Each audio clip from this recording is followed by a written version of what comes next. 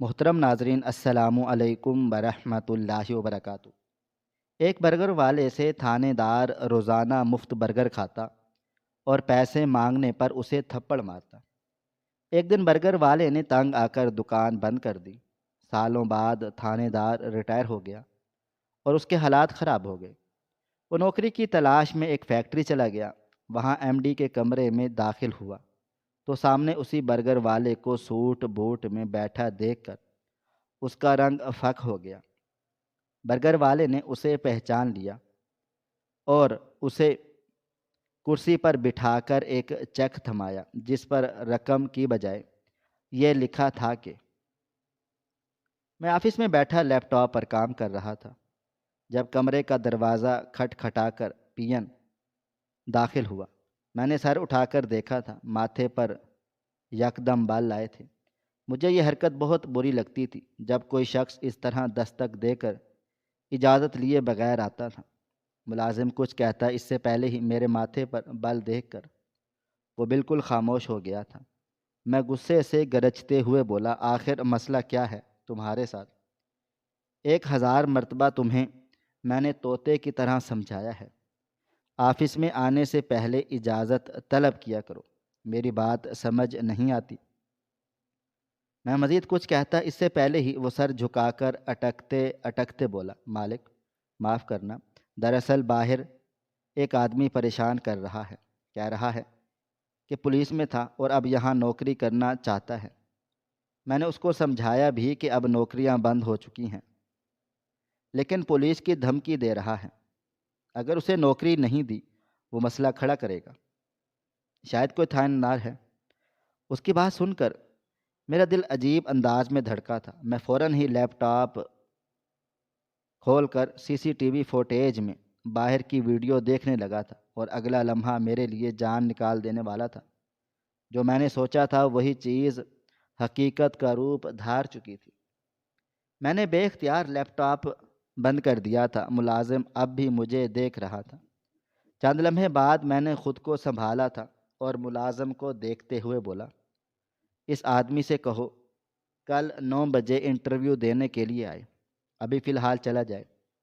میری بات سن کر ملازم نے سر ہاں میں ہلا دیا تھا اور چلا گیا تھا، جبکہ میں ایسا ہو چکا تھا کہ کاٹو تو بدن میں لہو نہیں۔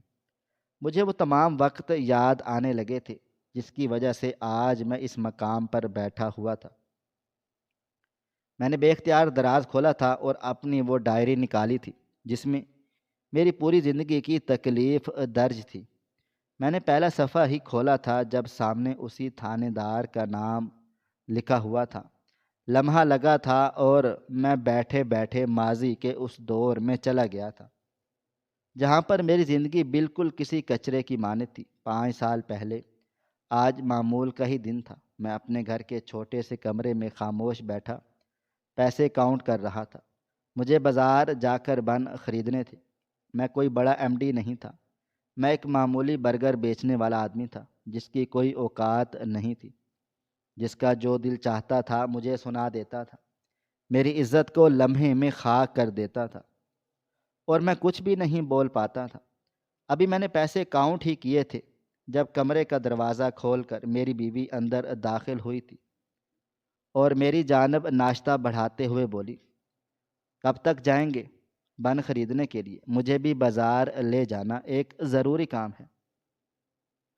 اس کی بات سن کر میں بولا، دیکھو میرے پاس فضول کے پیسے نہیں ہیں، مجھے پتہ ہے تم کچھ خریدنا چاہتی ہو، لیکن ابھی میں تمہاری مدد نہیں کر سکتا۔ ابھی کچھ ہی وقت ہوا ہے برگر کا ٹھیلا لگاتے ہوئے، اگر پیسے تمہیں دیتا رہوں گا تو پھر کاروبار کیسے کروں گا؟ آگے چھوٹی بچیوں کا ساتھ ہے، ان کو بھی رخصت کرنا ہے، اور گھریلو کتنے مسائل ہوتے ہیں، تم خود بتاؤ، میں گھر میں کوئی تنگی کر رہا ہوں؟ میری بات سن کر وہ بولی، تو کیا انسان ضرورت کا سامان بھی نہیں خریدے؟ آپ تو بس ڈانٹتے ہی رہتے ہیں۔ میں نے کون سا فضول خرچہ کیا ہے جو آپ مجھے اس طرح باتیں سنا رہے ہیں؟ ہمیشہ آپ کا پیسہ بچاتی آئی ہوں، لیکن آپ کو میرا احساس ہی نہیں ہے۔ اپنی بیوی کی بات سن کر مجھے افسوس ہوا تھا، مگر میں خود پر ضبط کے پہرے بٹھا کر بولا، یہ بدتمیزی ہوتی ہے جب آپ شوہر کو اپنی تکلیف بتائیں۔ بیوی کا کام ہوتا ہے ساتھ دینا، لیکن تم الٹا الجھنا شروع کر دیتی ہو۔ میں مزید کچھ کہتا ہوں۔ اس سے پہلے ہی اس نے پاس رکھا ہوا ناشتہ زور سے زمین پر پھینکا تھا۔ میں بے اختیار پیچھے ہوا تھا، ورنہ گرم گرم چائے پیسوں پر اور مجھ پر گر جاتی۔ وہ چلا کر بولی، آپ کا مسئلہ کیا ہے؟ جب دیکھو کچھ نہ کچھ مجھے کہتے ہی رہتے ہیں۔ آپ سے شادی کر کے میری پوری زندگی برباد ہو گئی ہے۔ میں کہیں کی نہیں رہی ہوں۔ آپ سمجھتے کیا ہیں خود کو؟ مجھے یقین نہیں آ رہا تھا یہ کس طرح کی باتیں کر رہی ہے۔ ایک برگر کا ٹھیلا لگا کر آپ سمجھ رہے ہیں کہ آپ کے پاس سب کچھ آ گیا ہے اور مجھے جوتے کی نوک پر رکھنے لگے ہیں۔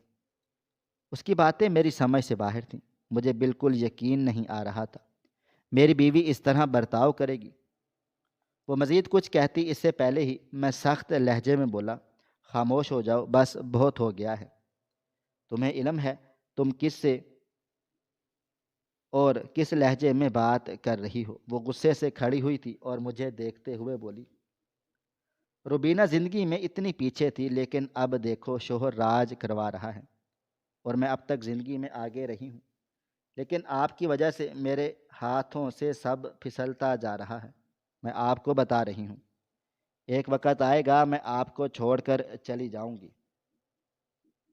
یہ کہہ کر وہ ٹھہری نہیں تھی اور کمرے سے چلی گئی تھی۔ میں حیرت سے اپنی بیوی کا یہ روپ دیکھ رہا تھا۔ آج سے پہلے میری بیوی نے میرے ساتھ اس طرح بدتمیزی نہیں کی تھی۔ اکثر وہ فرمائش کرتی تھی، لیکن اگر میں کچھ دلا نہیں پاتا تھا تو اس طرح بدتمیزی بالکل نہیں کرتی تھی۔ لیکن آج اسے کیا ہوا تھا میری سمجھ میں نہیں آ رہا تھا، لیکن میرے پاس اتنے وسائل نہیں تھے کہ اسے اب بھی میں بازار لے جاتا۔ میں چپ چاپ اپنی جگہ سے کھڑا ہوا تھا، آئینے میں ایک نظر خود پر ڈالی تھی اور گھر سے باہر نکل آیا تھا۔ ناشتہ وہ برباد کر چکی تھی اور اب مزید گھر میں بیٹھ کر باتوں کو سلجھانے کا وقت میرے پاس نہیں تھا۔ مجھے ٹھیلے کا سامان لانا تھا اور لگانے کی تیاری کرنی تھی۔ کالج کی چھٹی کے وقت کافی لڑکیاں کھاتی تھیں، اس لیے میں پہلے ہی ہر شے تیار کر لیا کرتا تھا۔ بازار جا کر میں نے سامان وغیرہ خریدا تھا، لیکن میرا دل بہت اداس ہو رہا تھا۔ دماغ اپنی بیوی کی حرکتوں میں ہی لگا ہوا تھا۔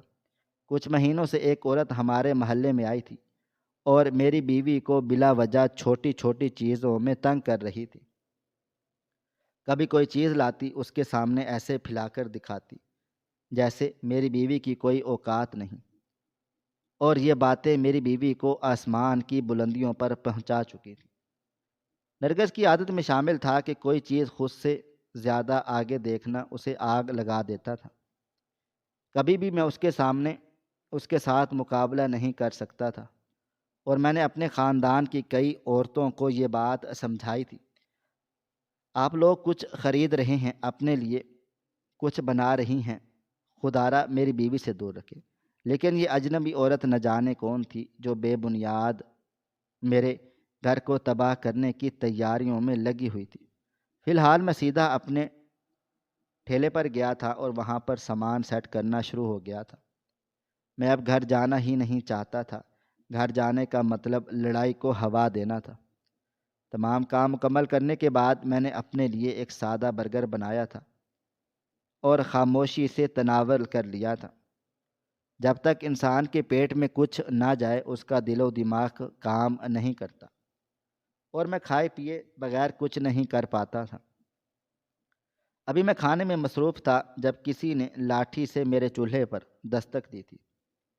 میں نے سر اٹھا کر دیکھا، سامنے کوئی اور نہیں بلکہ تھانے دار رئیس احمد کھڑا ہوا تھا، جسے دیکھتے ہی میرے وجود میں بجلی دوڑ گئی تھی۔ میں نے ضبط سے مٹھیاں بند کی تھی۔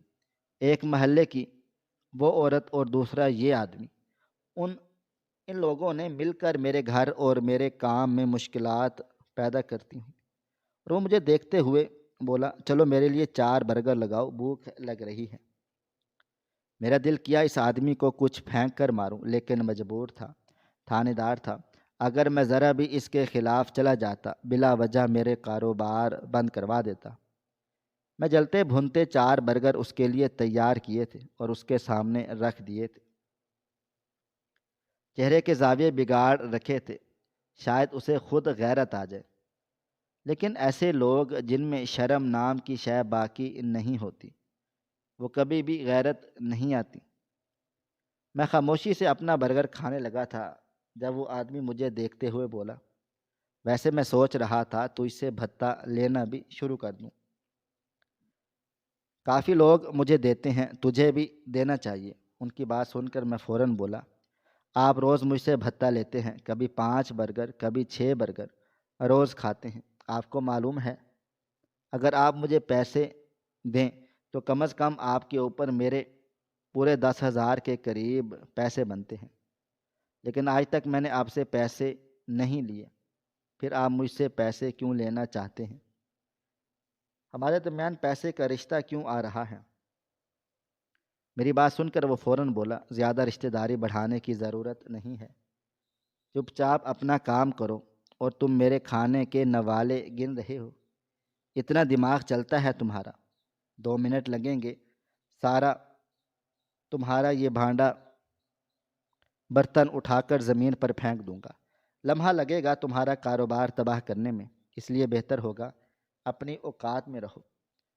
ان کی بات سن کر میرے لبوں پر خاموشی چھا گئی تھی، اور ایسے لوگوں سے الجھنا ہی نہیں چاہیے جو واقعی ہی آپ کے کاروبار کو نقصان پہنچائے اور آپ کی زندگی کو الجھن میں ڈال دیں۔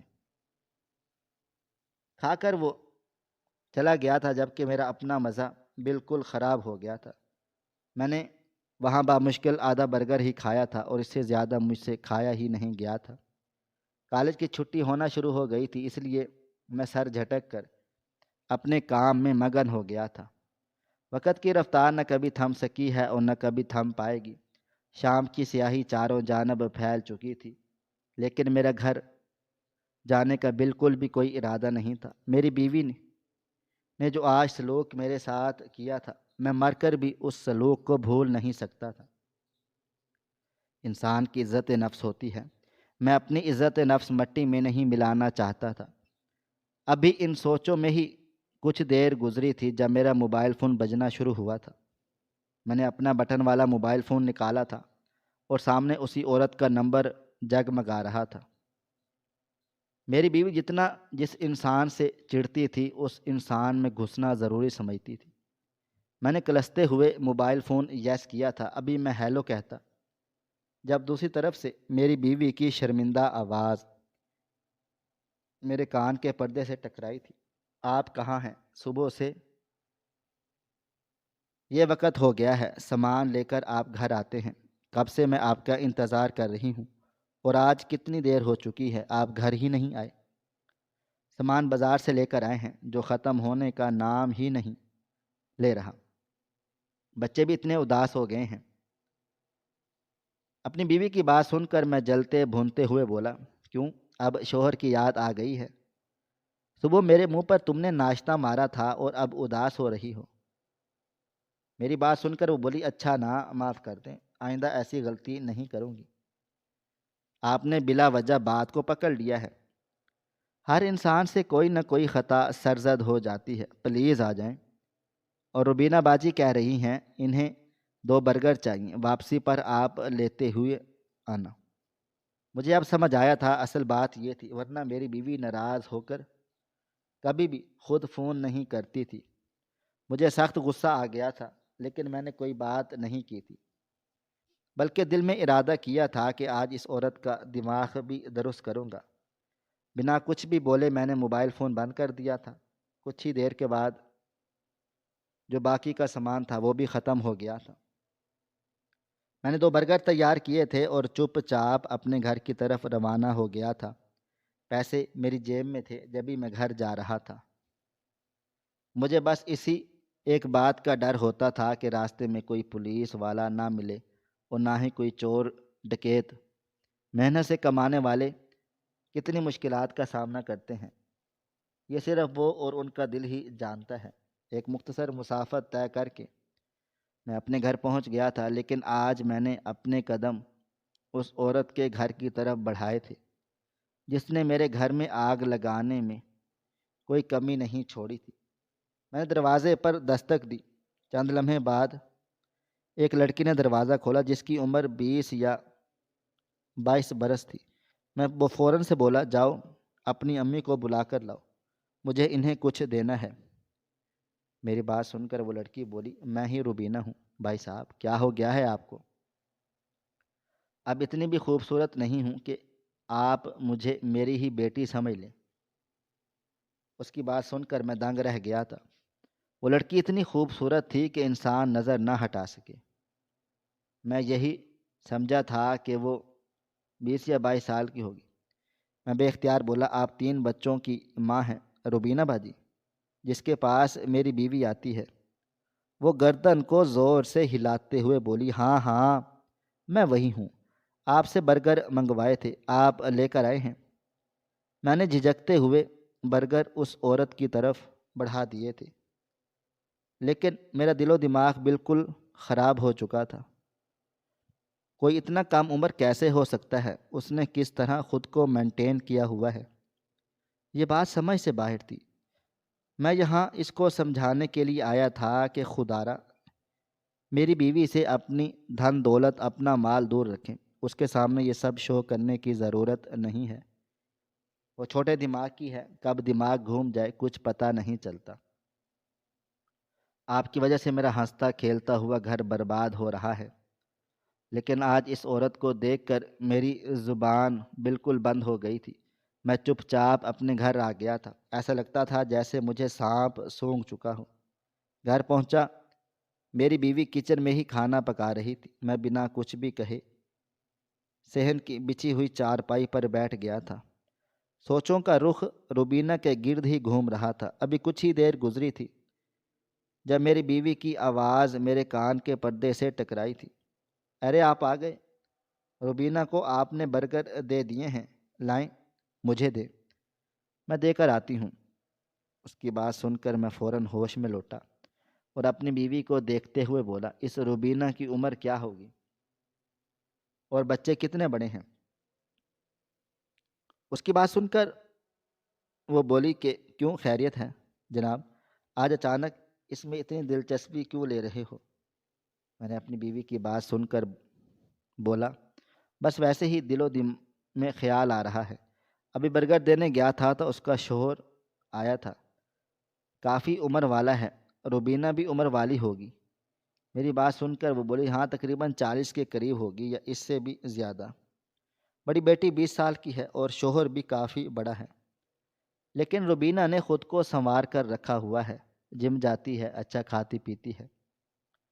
آپ کو معلوم ہے اس کی ڈائٹ کتنی اچھی ہے؟ میں تو بس اسے حسرت سے دیکھتی ہی رہ جاتی ہوں۔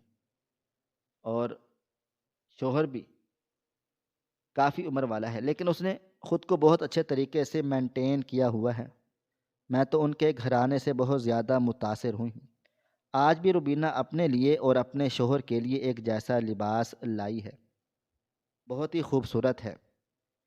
میری نظریں ہی نہیں ہٹ رہی تھیں، پتہ نہیں کب ہمارے پاس وہ دن آئیں گے اور میں آپ کے ساتھ ایک جیسا لباس پہنوں گی۔ اپنی بیوی کی بات سن کر میں فوراً سے بولا، آج سے پہلے کب میں نے تمہارے ساتھ میچنگ کر کے لباس پہنا ہے جو اب تم پہننا چاہتی ہو؟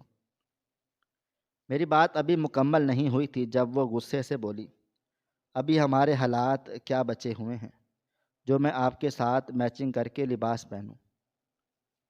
ہر عورت کی خواہش ہوتی ہے کہ اپنے شوہر کے ساتھ ایک جیسے کپڑے پہنے، اس کے ساتھ تصویریں کھینچے، اپنا وقت اچھا گزارے۔ روبینہ مجھ سے کتنے سال بڑی ہے، لیکن اپنا آپ اس نے سنوارا ہوا ہے کیونکہ اس کا شوہر اس کی فکر کرتا ہے اور اس کے لیے چھوٹی چھوٹی چیزیں اپنے ہاتھوں سے خرید کر لاتا ہے۔ لیکن آپ آج سے پہلے میرے لیے کچھ خرید نہیں پائے اور نہ ہی میرے لیے آپ نے کچھ کیا ہے۔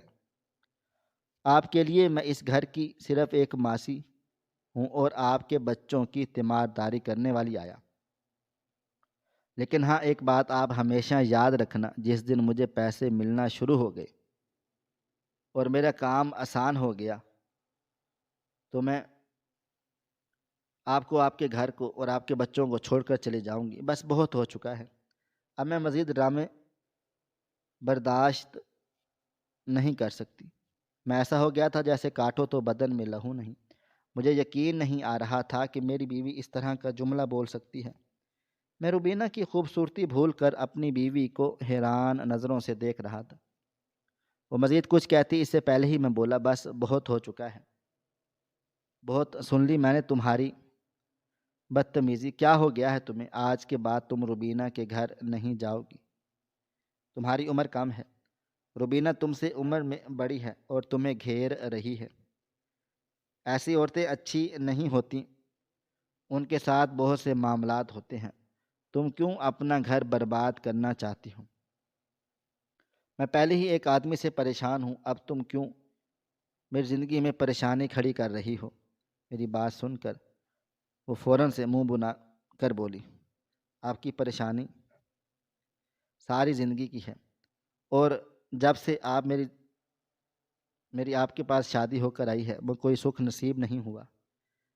ہمیشہ آپ نے مجھے یہ بول کر خاموش کروا دیتے ہیں کہ آج نہیں، آنے والے کل میں تمہاری زندگی کو حسین بناؤں گا، اور وہ آنے والا کل آج تک آیا ہی نہیں ہے، اور میں خود بوڑھی ہوتی چلی جا رہی ہوں۔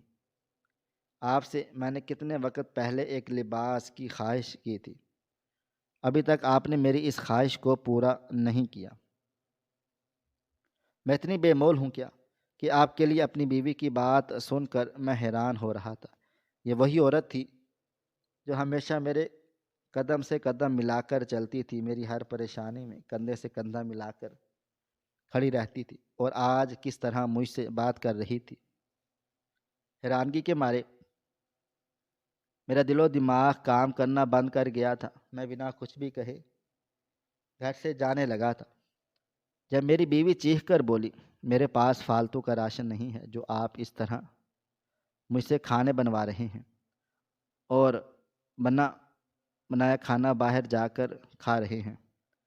آخر کس عورت کے ساتھ آپ کا چکر چل رہا ہے جو آپ کو ہر روز نئے قسم کے کھانے بنا کر دیتی ہے؟ اپنی بیوی کی بات سن کر میں حیران ہو گیا تھا۔ اس کی شکل دیکھ رہا تھا کہ اچانک اسے کیا ہوا ہے۔ نہ جانے کیوں میرے دل میں شدید غصہ اٹھا تھا، اور میں بنا کچھ بھی کہے روبینہ کے گھر کی طرف بڑھ گیا تھا۔ ایسی عورتوں کو سبق سکھانا ضروری ہوتا ہے جو بلا وجہ دوسری معصوم عورتوں کو الٹا سیدھا سمجھاتی رہتی ہیں۔ اس نئی عورت کی وجہ سے میرا گھر برباد ہو رہا تھا، جو مجھے بالکل بھی برداشت نہیں ہے۔ میں نے ان کے گھر پہنچ کر زور زور سے دروازہ بجانا شروع کر دیا تھا۔ چند لمحے کے بعد دروازہ روبینہ نے ہی کھولا تھا۔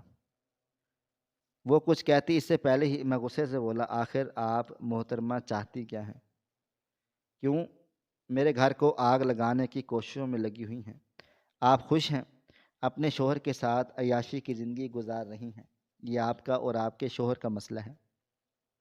آپ میری بیوی کے دل و دماغ میں الٹی سیدھی باتیں بتا کر میرا گھر کیوں برباد کرنا چاہتی ہیں؟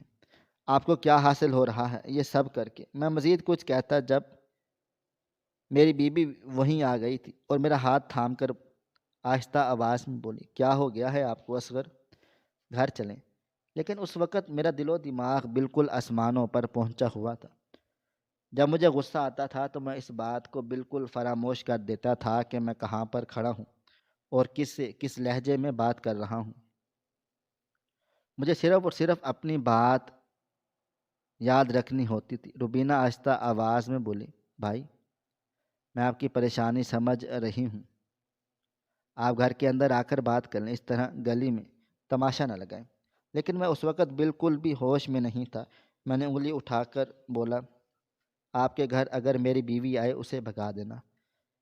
میں بالکل اجازت نہیں دے رہا کہ آپ میری بیوی سے ملاقات کریں۔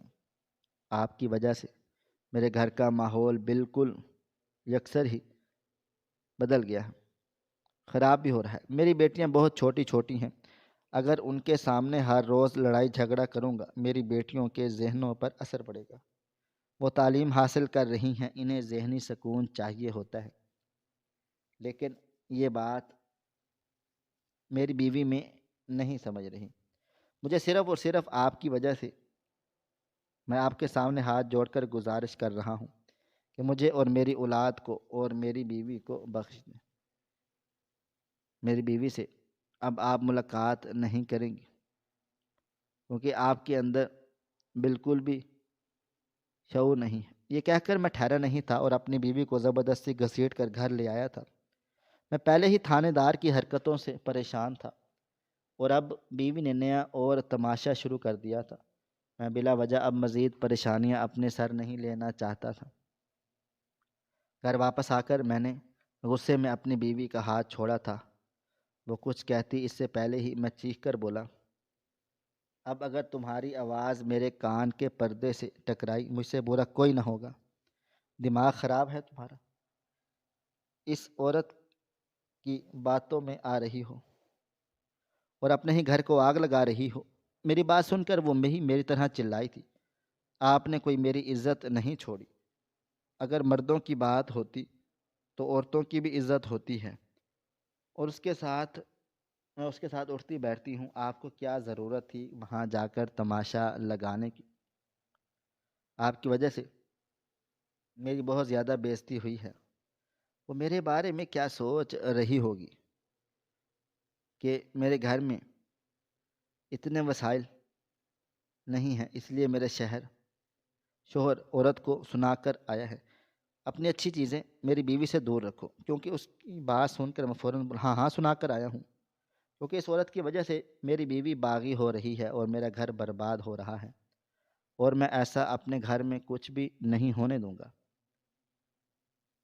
اگر اب تم نے کوئی بھی نیا تماشا لگانے کی کوشش کی، یاد رکھنا نرگس، میں تمہارے گھر والوں کو بلاؤں گا اور ان کے سامنے بیٹھ کر یہ باتیں کروں گا کہ پورا دن میں ٹھیلے پر کھجل خوار ہوتا ہوں صرف اس لیے کہ تم خوش رہو، ہماری بیٹیوں کو کسی چیز کی پریشانی نہ ہو، اور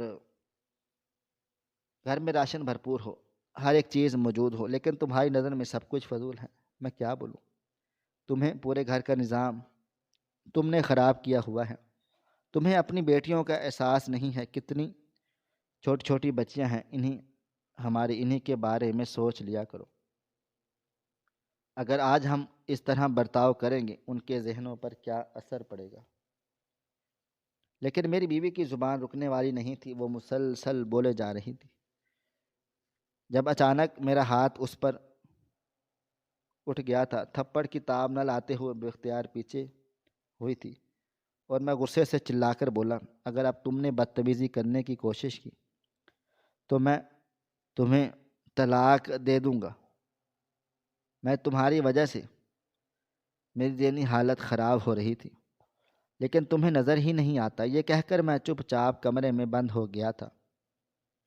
ایک انسان پورا دن دھوپ میں کھڑا ہو کر اپنے گھر والوں کے لیے کمائے اور گھر آنے کے بعد خوشیاں دیکھے، مگر صرف اور صرف ٹینشن ہی میری بیوی نے پیدا کی ہوئی تھی۔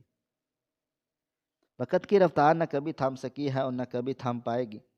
اگلی صبح میں بنا ناشتہ کیے گھر سے چلا گیا تھا۔ میں جانتا تھا کہ اب بلا وجہ میری بیوی تماشا بنائے گی، اور اب تماشا برداشت کرنے کی مجھ میں ہمت نہیں تھی۔ خاموشی سے میں نے بازار سے اپنا سامان خریدا تھا اور اپنا ٹھیلا لگا کر کھڑا ہو گیا تھا۔ آج ہفتے کا دن تھا۔ آج کے دن کالج میں لڑکیاں کم آتی تھیں، لیکن کوئی نہ کوئی ضرور خرید لیا کرتی تھی۔ جس جگہ میں کھڑا ہوتا تھا وہاں کا میرا برگر کافی مشہور تھا، اس لیے لوگ ضرور کھاتے تھے۔ اب میں اپنے خیالوں میں گم تھا جب ایک لڑکی کالے سے کان پر فون لگائے ہوئے باہر آئی تھی۔ میں نے وقت دیکھا، ابھی چھٹی میں پورا 1 گھنٹہ باقی تھا۔ وہ دروازے کے پاس کھڑی ہو کر کسی سے فون پر باتیں کر رہی تھی۔ لاشعوری طور پر میری نظریں اس اور لڑکی پر اٹکی ہوئی تھی۔ ابھی لمحہ گزرا تھا جب اس کے پاس سے ایک وین گزری تھی۔ نہ جانے کیوں مجھے لمحے بھر کے لیے ایسا محسوس ہوا تھا کہ اگر یہ لڑکی اندر نہیں گئی یا ایک طرف نہ ہوئی، یہ وین میں موجود لوگ اسے کڈنیپ کر لیں گے۔ یہی خیال آتے ہی میں فوراً اس کی طرف بڑھا تھا۔ دل کی دھڑکنیں تیز ہو چکی تھیں۔ قریب پہنچنے کی دیر تھی جب اچانک وہی وین اس کے قریب چلی آئی تھی۔ میں کچھ سمجھ پاتا دروازہ کھلا تھا اور اسے اندر کھینچنے کی کوشش کی گئی تھی۔ ایک لمحے کے لیے مجھے ایسا لگا کہ میری سب سے بڑی بیٹی، جو ابھی 15 سال کی ہے، کوئی اسے اس طرح وین میں ڈال کر لے کر جا رہا ہے۔ مجھ میں کہاں سے ہمت اور طاقت آئی تھی؟ میں بنا سوچے سمجھے اس طرف دوڑا تھا۔ اتنی شدت سے دوڑا تھا کہ میں ہر بات بھول گیا تھا اور اس لڑکی کو زور زبردستی کھینچنا شروع ہو گیا تھا۔ میں نے طے کر لیا تھا کہ میں مر جاؤں گا یا مار دوں گا، لیکن اپنی آنکھوں کے سامنے ایسا ظلم برداشت نہیں کروں گا۔ اللہ تعالیٰ نے مجھ میں اتنی ہمت اور حوصلہ پیدا کیا ہے کہ میں نے اس لڑکی کو باہر کھینچ لیا تھا، اسے اغوا ہونے نہیں دیا۔ ارد گرد لوگ جمع ہو گئے تھے، وہ وین نکل گئی تھی اور وہ لڑکی زمین پر گر چکی تھی۔ کھینچنے میں اس کے بازو پر چوٹ آ گئی تھی اور یہی عالم میرا تھا۔ میں بھی زمین پر بیٹھ گیا تھا، لوگ ہمارے گرد جمع ہونے شروع ہو گئے تھے۔ خواتین نے اس لڑکی کو فوراً سے سنبھال لیا۔ وہ بہت بری طرح سے رو رہی تھی، جبکہ میرا اپنا حال بھی بہت بے جان ہو چکا تھا۔ وہاں کے مردوں نے فوراً مجھے ایک طرف بٹھا کر پانی وغیرہ دیا تھا اور اس لڑکی کو اب سب ڈانٹنے لگ گئے تھے کہ آپ نے اپنی جلدی میں کالج سے باہر کیوں آئی، اور انتظامیہ سے بھی کافی لوگوں کا جھگڑا ہوا تھا کہ آپ نے کالج کی بچی کو کالج کی چھٹی سے پہلے باہر کیوں نکالا، اور ان کا کہنا تھا کہ ان کے گھر سے چھٹی کی درخواست آئی تھی جو کہ قبول کی گئی۔ وہ لڑکی آپس میں کان کے اندر چلی گئی تھی، جبکہ میرا یہ سب شکریہ ادا کر رہے تھے کہ آپ نے انسانیت دکھائی ہے، اپنا نقصان دیکھے بغیر آپ نے ایک لڑکی کی مدد کی ہے۔ اللہ تعالیٰ آپ کو اس کا ضرور اجر دے گا، اور میں جانتا ہی نہیں تھا کہ اس کا اجر مجھے کتنا ملنے والا ہے۔ وقت دھیرے دھیرے گزرتا جا رہا تھا۔ کچھ ہی دیر کے بعد وہی تھانے دار برگر کھانے کے لیے آ گیا تھا۔ اس انسان کو دیکھ کر مجھے ہمیشہ ہی بیزاری ہوتی تھی۔ میں پہلے ہی اپنی مشکلات میں اتنا الجھا ہوا تھا کہ اس کی شکل دیکھ کر مجھے شدید غصہ آیا تھا۔ ساتھ ہی ساتھ اس نے اپنے ڈنڈے سے میرے چولہے پر دستک دی اور حکمیہ انداز میں بولا، ذرا 6 برگر لگاؤ، آج بھوک بہت زیادہ لگ رہی ہے، تمہاری بھابھی نے آج ناشتہ نہیں بنایا۔ اور مزید کچھ کہتے سے پہلے بول، دیکھے 6 ماہ کے برگر پورے 300 کے ہوتے ہیں، میں آپ سے پیسے لوں گا، بے شک آپ پولیس والے ہیں، لیکن یہ میری روزی روٹی ہے۔ آپ روزانہ اتنے پیسوں کا کھانا کھا کر چلے جاتے ہیں، لیکن آپ کو احساس ہی نہیں ہوتا۔ یہ سب اللہ تعالیٰ کی طرف لکھا جا رہا ہے۔ اگر آج آپ میرے پیسے نہیں دیں گے تو قیامت کے دن آپ کی نیکیوں کی صورت میں تمام تر نیکیاں مجھے دینی ہوں گی۔ اب آپ فیصلہ کر لیں کہ آخرت سنوارنی ہے یا زندگی۔ میری بات سن کر وہ غصے سے بولا، تو مجھے سکھائے گا کہ مجھے کیا کرنا ہے اور کیا نہیں؟ چل یہاں سے، اپنا ٹھیا ہٹا، یہ سرکاری کالج ہے، اس کے سامنے ہم کسی کو بھی اس طرح ٹھیا لگانے کی اجازت نہیں دے سکتے۔ ان کی بات سن کر میں فوراً سے بولا، دیکھیں میں بالکل ایک طرف کھڑا ہوا ہوں، میری وجہ سے کسی کو نقصان نہیں ہو رہا، آپ نے مجھے اس طرح ہٹا بھی نہیں سکتے۔ اگر میں نے آپ سے پیسے مانگ لیے ہیں تو اس میں کوئی گناہ نہیں ہے، ہر گاہک پر لازم ہے کہ وہ پیسہ دے۔ میں مزید کچھ کہتا اس سے پہلے ہی وہ شخص میرے قریب آیا تھا اور ایک زوردار ڈنڈا میری کمر پر رسید کرتے ہوئے بولا، تو مجھے سکھائے گا کہ مجھے کیا کرنا چاہیے اور کیا نہیں، اور باب لگتا ہے کہ میرے 1 روپیہ نہیں دوں گا، اور آج پورا دن تو بے روزگار بیٹھے گا۔ جو بھی شخص آئے گا تو اس کو فری میں برگر دے گا، اگر تو نے فری میں برگر نہیں دیا تو میں تجھے اندر کر دوں گا اور پورے 3 مہینے کے لیے اندر کروں گا۔ چوری کے کیس میں تو کیا سمجھتا ہے کہ پولیس والے سے بدتمیزی کر کے تو نے اپنا بڑا نام کر لیا ہے؟ آج دیکھ میں تیرے ساتھ کیا کرتا ہوں۔ اس کی بات سن کر نہ جانے کیوں میرے ہاتھ پاؤں لمحے بھر کے لیے پھول گئے تھے۔ مجھے اب افسوس ہونے لگا تھا کہ میں بلا وجہ اس آدمی کے منہ میں لگنا ہی نہیں چاہتی تھی۔ میں فوراً سے بولا، اچھا صاحب، میں آپ کو بتا دیتا ہوں، آپ غصہ نہیں کرو، دراصل میں اپنے گھر کی وجہ سے تھوڑا بہت پریشان ہوں، اس لیے آپ سے بدتمیزی کر رہا ہوں۔ بے شک یہ میری عزت نفس کو مجروح کر رہا تھا، لیکن ابھی فی الحال مجھے اپنا کاروبار سنبھالنا تھا، اس لیے میں اس بات کو کور کرنے لگا تھا، مگر وہ غصے سے بولا، چپ رہو، تم اب کچھ بھی نہیں ہوگا، تم نے میرے ساتھ بدتمیزی کی، مجھے اوقات دکھانے کی کوشش کی ہے، اب میں بتاؤں گا اصل اوقات کس کو کہتے ہیں، کس طرح دکھائی جاتی ہیں۔ یہ کہہ کر اس نے اپنے حوالدار کو فون دیا تھا۔ مجھے سمجھ ہی نہیں آ رہا تھا یہ سب ہو کیا رہا ہے۔ کچھ ہی دیر کے بعد ایک حوالدار آ گیا تھا، وہ میری طرف دیکھنے لگا، اشارہ کرتے ہوئے، آج تم پورا دن اس کے ساتھ رہو گے، جو بھی شخص آئے گا یہ اس کو فریم برگر دے گا، اگر اس نے کسی سے بھی پیسے لیے تم اس سے اریسٹ کر لینا اور تھانے لے آنا، اس نے میرے ساتھ بدتمیزی کی ہے اور اس کو آج سزا ملے گی۔ ان کی بات سن کر میں فوراً سے ان کے آگے ہاتھ جوڑ کر بولا، سر ایسے نہیں کریں، میں بہت غریب انسان ہوں، اگر آج میں بیچوں گا تبھی میں اگلے دن کا سامان خرید پاؤں گا، اور میری 2 بچیاں کے ساتھ بھی ہے، اسی ٹھیلے سے میرا گھر چلتا ہے۔ لیکن وہ بدتمیزی پر اتر آیا تھا۔ میں نے ضبط کا گھونٹ پیے، اس آدمی کو 6 برگر بنا کر دیے اور چپ چاپ بیٹھ گیا تھا۔ وہ حوالدار کسی چوکیدار کی طرح مجھ پر نظر رکھ کر بیٹھا تھا۔ میں کسی سے پیسے نہیں لے پایا تھا، جو بھی آ رہا تھا اسے فری میں کھانا کھلا رہا تھا۔ کتنے لوگ بار بار آئے تھے اور ہر بار میں نے بنا پیسوں کے برگر دیا تھا۔ میرا دل خون کے آنسو رو رہا تھا، کوئی شخص اتنا ظالم کیسے ہو سکتا ہے۔ آج میرا برگر کسی نے نہیں خریدا، کل میں سامان نہیں خرید پاؤں گا۔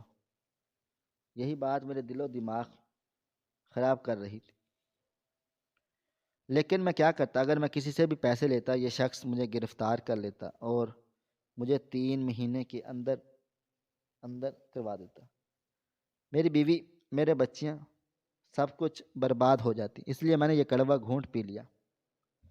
رات ہونے سے پہلے ہی میرا کیا خالی ہو چکا تھا۔ مفت کی چیز آج تک کس نے چھوڑی ہے؟ جو میرا برگر چھوڑ جاتا۔ وہ حوالدار اب چلا گیا تھا اور میں سر پر ہاتھ رکھ کر بیٹھ گیا تھا۔ میرا دل و دماغ بالکل کام نہیں کر رہا تھا۔ میں نے کوئی انسان کسی کے ساتھ اتنا برا برتاؤ بھی کر سکتا ہے؟ مجھے یہ سمجھ نہیں آ رہی۔ ابھی میں اپنے خیالوں میں گم تھا جب اچانک میرے سامنے ایک مرسڈیز باہر نکلی تھی۔ میں نے بے اختیار سر اٹھا کر سامنے کی طرف دیکھا تھا۔ اس گاڑی میں سے کوئی اور نہیں بلکہ روبینہ باہر آئی تھی اور میں بے اختیار اپنی جگہ سے کھڑا ہو گیا۔ قریب آ کر اس نے میرے سامنے ہاتھ جوڑ دیے اور سر جھکا کر بولی، مجھے معاف کر دو، میں نے آپ کی ہنستی کھیلتی زندگی کو جہنم بنانے کی کوشش کی۔ دراصل مجھے میرے شوہر پوچھتے بھی نہیں ہیں، میں ان کے لیے کچھ بھی کرتی رہوں، انہیں کوئی فرق نہیں پڑتا، وہ صرف میرا پیسہ کے پیچھے ہیں۔ آپ کی بیوی سے میری ملاقات ایک شاپنگ مال میں ہوئی تھی۔ انہوں نے مجھے اپنی باتوں میں بتایا کہ اس کا کتنا خیال رکھتے ہیں، تو میرے دل میں خیال آیا، کیوں نہ میں بھی کسی غریب علاقے میں رہوں، کیا پتہ میری زندگی بھی آپ کی بیوی جیسی حسین و جمیل ہو جائے۔ لیکن کوئی فرق نہیں پڑا، الٹا میرے شوہر مجھ سے دور چلے گئے ہیں اور ان کی اصلیت میرے سامنے آئی۔ وہ واقعی میرے پیسے کے پیچھے تھے۔ خیر، میں آپ کا شکریہ ادا کرنا چاہتی کے لیے آئی تھی۔ آج صبح آپ نے کسی اور کی نہیں بلکہ میری بیٹی کی زندگی بچائی تھی، اسے اغوا ہونے سے بچا لیا تھا، اور اب اس کے بدلے میں آپ کو ایک انعام دینا چاہتی ہوں۔ میری ایک فیکٹری ہے جو میرے نام پر ہے، اسے چلانے کے لیے مجھے ایک MD کی ضرورت ہوتی ہے جو باس کے بعد ہوتا ہے۔ میں اپنے شوہر کو کچھ نہیں دینا چاہتی، کیا آپ اس جگہ پر آئیں گے؟ میں وعدہ کرتی ہوں آپ کی پوری زندگی بدل جائے گی، لیکن آپ اپنی بیوی کو نہیں چھوڑنا۔ وہ نادان ہے، بس مجھ سے اس کی خوشی برداشت نہیں ہوئی تھی، مگر میں نے گھر جا کر اسے سمجھایا ہے اور اس سے اپنی غلطیوں کا احساس بھی ہو چکا ہے۔ آپ مجھے سوچ کر بتا دینا، کیا یہ آپ کرنا چاہتے ہیں؟ اس وقت میں کچھ نہیں بولا تھا، بس میں گھر آ گیا تھا۔ وہ عورت بالکل ٹھیک بول رہی تھی، اس نے واقعی میری بیوی کو سمجھایا تھا، میرے آتے ہی اس نے معافی مانگی تھی۔ میں نے پہلے ہی تھانے دار کی وجہ سے بہت زیادہ پریشان تھا اور میں نے روبینہ کی آفر قبول کر لی، اس فیکٹری کا MD بن گیا۔ وقت کی رفتار دھیرے دھیرے آگے بڑھتی جا رہی تھی اور آج 5 سال بیت گئے تھے۔ آج میں اسی فیکٹری کا 50% پارٹنر تھا۔ روبینہ واقعی ہی بہت اچھی اور نیک عورت تھی، اس نے کبھی بھی میری طرف غیر نیت سے نہیں دیکھا تھا، عورت کی نیت سے، اور نہ ہی میں نے۔ اور آج میرے دروازے پر کوئی اور نہیں بلکہ وہی تھا، تھانے دار رئیس احمد آیا تھا، جس نے پوری زندگی کو بدلا تھا۔ پورا دن معمول کے مطابق بیت گیا۔ اگلے دن صبح 9 بجے ہی آفس پہنچ گیا تھا۔ میں آج اس شخص سے ملاقات کرنے کے لیے چاہتا تھا، جس کی وجہ سے آج میں یہاں پر تھا۔ کچھ دیر کے بعد دروازہ کھلا اور وہ اندر آیا۔ وہ اب ریٹائر ہو چکا تھا، اب نوکری مانگ رہا تھا۔ اسے دیکھ کر میں اپنی جگہ سے کھڑا ہوا تھا اور اسے بیٹھنے کا اشارہ کیا تھا۔ وہ مجھے دیکھ کر پہچان چکا تھا، اس کے چہرے کا رنگ فاق ہو گیا۔ انسان کبھی بھی اپنا پورا کرم نہیں بھولتا، وہ اپنا برا رویہ ہمیشہ یاد رکھتا ہے۔ وہ کچھ کہتا ہے، اس سے پہلے ہی میں نے چیک نکالا تھا اور اس پر وہ پورا بل لکھا تھا جو میں نے اس سے لینا تھا۔ میں نے اس کی طرف جھپک کر اٹھایا تھا اور اسے دیکھتے ہوئے بولا، مجھے اتنا اندازہ ہے کہ ریٹائرمنٹ کے بعد تمہارے پاس بہت سارے پیسے آئے ہوں گے، بہتر ہوگا تم میرے پیسے مجھے واپس کر دو۔ تمہیں پتہ ہے میں کتنی محنت مشقت سے وہ پیسے کماتا تھا جو تم نے اتنی آسانی سے آ کر اڑا دیے۔ اس دن تم نے مجھے بالکل تباہ و برباد کر دیا، لیکن کہتے ہیں نا، جب آپ صبر کرو تو رب العالمین آپ کو صبر کا اجر ضرور دیتا ہے۔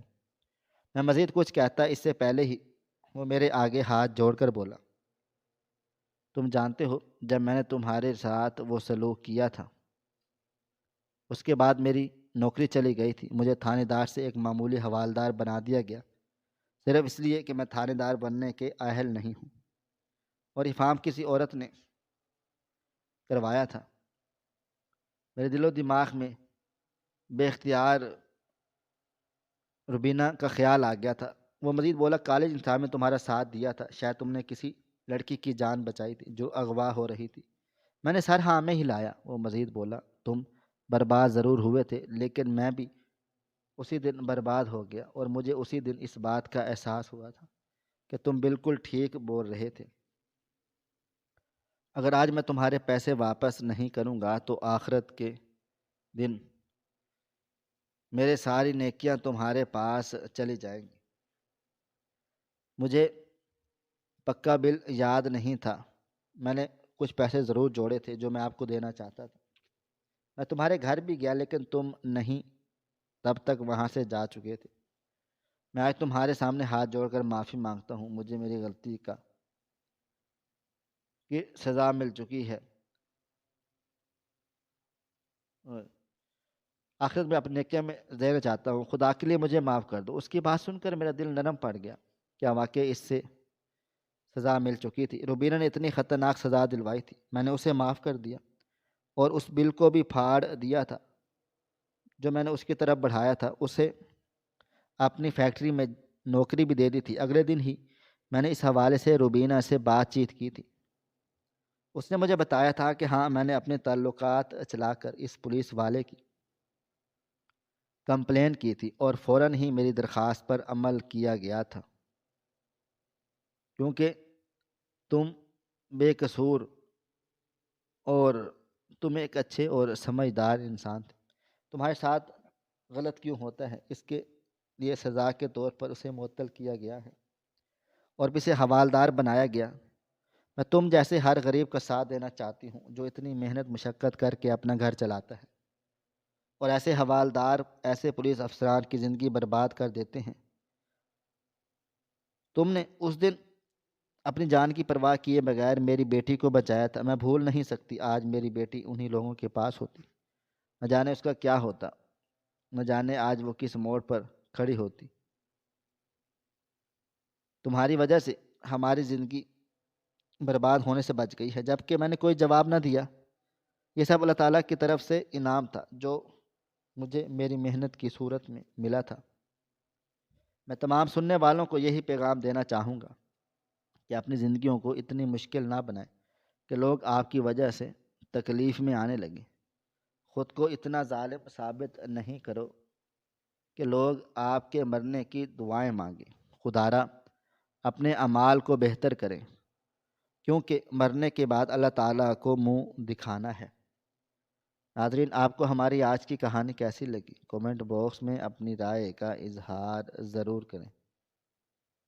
خواہش صرف اتنی ہے کہ کچھ الفاظ لکھوں جس سے کوئی گمراہی کے راستے پہ جاتے جاتے رک جائے، اور نہ بھی رکے تو سوچ میں ضرور پڑ جائے۔ پیارے دوستوں، امید کرتا ہوں کہ آپ کو یہ ہماری کہانی پسند آئی ہوگی۔ کہانی پسند آئی ہو تو ویڈیو کو لائک کریں، کومنٹس کریں، شیئر کرنا بالکل بھی نہ بھولیں۔ اور ہاں، اگر آپ لوگ اس چینل پر نئے ہیں تو ہمارے چینل ہریرہ انفو کو سبسکرائب ضرور کر لیں اور نوٹیفیکیشن کو ضرور دبائیں تاکہ آنے والی کہانی سب سے پہلے آپ کو مل سکے۔